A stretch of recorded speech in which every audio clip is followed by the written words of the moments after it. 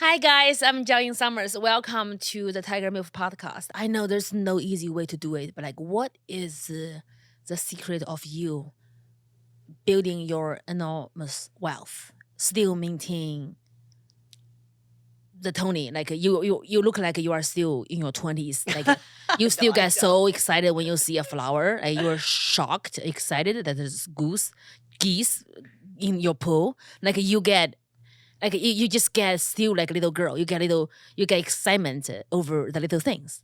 It's just I don't see. I have a lot of wealthy friends. Not to brag, but I do. But you are the probably very few, the only one who is like giggling over little things. Which it's so refreshing for me to see, and I wanted to know how because it's so beautiful to see. I'm just really immature. No. So I've recently heard that the Native Americans, they do not acknowledge you as an adult till you're 51 years old. I'm 50, so I have one more year to go until I fully mature. That's so cute. Until then, I'm just gonna be immature, and that's fine. And I'm not talking about immature like being naughty and stuff like that. But I think we just need to find a way to stay joyful, and joyful leads to youthful as well. I stayed a month in Hawaii during COVID. It was November of 2020. I went 2 weeks after Hawaii opened up again, and I stayed a month. And when I stayed in Hawaii for 1 month, and this was the first time ever in my entire life, me taking a vacation that was that long, and I honestly almost had a heart attack thinking about going away for a month, and that was because I was so nervous about going away for a month. But what I realized was, as an adult, we forget how to play, and learning how to play is so very important. When you're children, everything is a play. But when you're adult, you get so removed from the play aspect that you actually have to relearn how to play. Yeah. And I relearned how to play while I was in Hawaii in 2020. And I make sure that I dedicate my time to playtime. And you could turn anything into a play. Yeah. This could be a play right now. We can be a play. Yeah. And, I guess I need to ask the most important question. What is your advice to your little sister, jiaoyingsummers, who is freshly divorced, lost all her money, but having a career that's blowing up, to focus on comedy and build wealth? Like, how do I build wealth at this moment? I take care of my mom, my kids. Your advice if you were in my shoes. Don't focus on money. Money come and go. Mhm. Money come and go. And if you chase money, it'll never come to you. Mm-hmm. If you chase it, it never comes to you. It's same thing.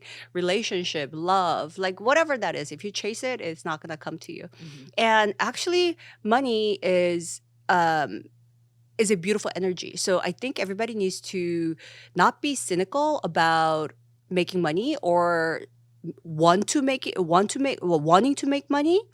It's a relationship with the money that you have. That's very important. So I actually love money. I think it's a beautiful thing. I could take a friend out to dinner. I could. You took me out to dinner. Yeah, in a fancy restaurant. Yeah. I at could Gucci. treat people. I could donate money to different charities. You could do so many great things. But a lot of the times, people develop very negative relationship with money. So you need to remove that first. And it's also a byproduct. It's not the product that you chase after. It's a byproduct. Mhm. So just continue doing what you're doing. Continue kicking ass in what you do. You're literally kicking ass. You're excelling at everything that you're doing. And if you get really, really, really, really, really good at what you do, money's gonna just come to you automatically. Like an ocean. It's like an ocean, the wave. Like you cannot wave. stop it from coming to you. You can't ask it to come. You can't stop it from coming. Yeah. It's just gonna come to you. So it's a byproduct. Yeah. So just focus on your craft Mhm. and be the best that you can be Mhm. the best in the industry and whatever you do, and it's just going to come to you naturally. And when you come to you say, thank you for coming to me, let's go have some fun. And you take your friends out, you make donations. You have to do good with money though. Yeah, that's You have also to the Asian yeah, culture. you have to remove two things. You have to remove greed and you have to remove ego from the money. If you take those two things out, it becomes the most beautiful energy that you could have. I love that. And you can have so much fun. I love that. That's amazing. Like 上善若水 is a Chinese saying, which I think of you. 上善若水.上善若水. 上善若水. Yes. What It's does like that mean? I love to give kindness. Like I surround myself it's like how water surrounds things with itself. Like I think of myself as the water. I surround people with kindness from my heart. Like the way you give people kindness is not like the money you give them. Hey, here's throwing some money at you. I'm rich. It's like you don't even know I'm giving it to you, but like I give it to you like the water surrounding things. Like, it's like you don't feel it, but next thing you know, it's all over you. Oh yeah, absolutely. Like providing employment. Yeah, like providing things. Yeah. So, it's like you have an obligation. When you create certain wealth, you have an obligation. Like you can't like put it in a bank account and just like wanting it to just stay there and compounding interest on.